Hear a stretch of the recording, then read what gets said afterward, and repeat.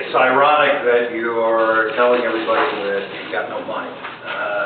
I think the financial case of this complex is pretty thin. It's a pretty straightforward build or buy, build or rent decision. Build or what? Build or rent decision, yeah. I think the space available for purchase probably in Chatham is especially suitable to your needs on a turnkey basis is probably pretty limited, but there is a lot of space for rent in town. I called up Caldwell Banker last week and inquired as to what office space was fetching along Main Street in Chatham and Madison. I was told rock bottom, $20 a square foot, probably more like 23 to 25, depending on what you want, and of course everything is negotiable.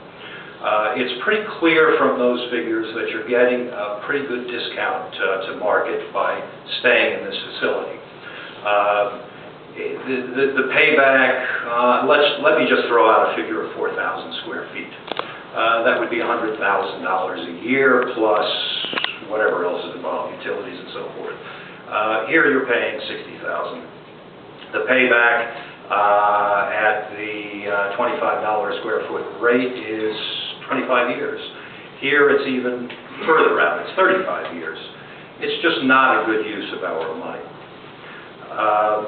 There has also been a figure thrown out, a savings figure of $85,000.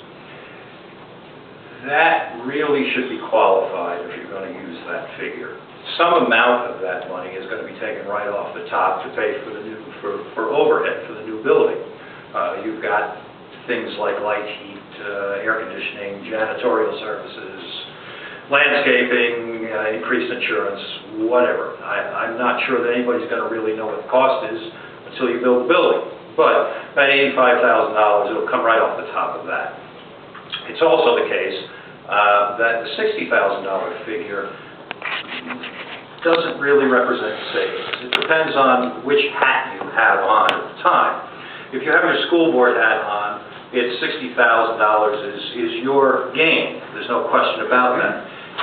If you have a Chatham Township taxpayer hat on, they are $60,000 in the hole, and they're going to have to make that up some way. So the accounting on this, because we're self-dealing, is a little bit murky.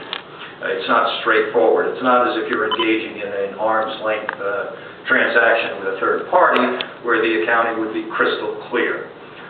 Your gain is somebody else's loss in this case. And I think that when you use that figure, you should qualify. There is also a case to be made for efficiency.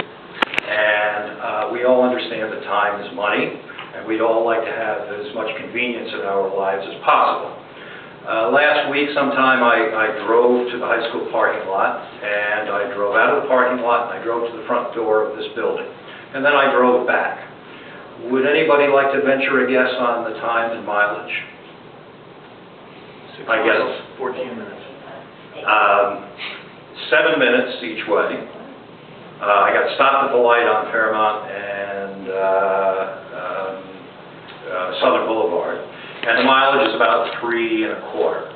I would say, Dr. LaSousa, when you're out doing your road work, I'm going to guess that that's a 19, 20-minute run for you, 3 1/4 miles, 6 minutes and change a mile? Yeah, right. 7 minutes? Okay.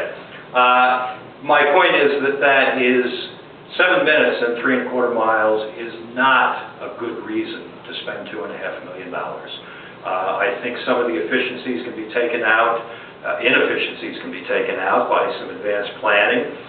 We're never going to be at 100% efficiency, but if you do that planning, I think you can do reasonably well.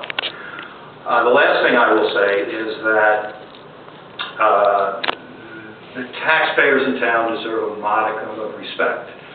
The last time we had a big vote, before you took our vote away, it was pretty clear what the message was. In fact, it was crystal clear. The message was, knock off the frivolous spending.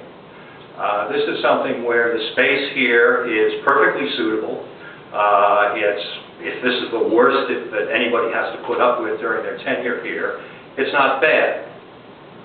We give you this money to spend on the kids, not on administrative overhead. So I would really urge you to reconsider that, especially in light of the fact that you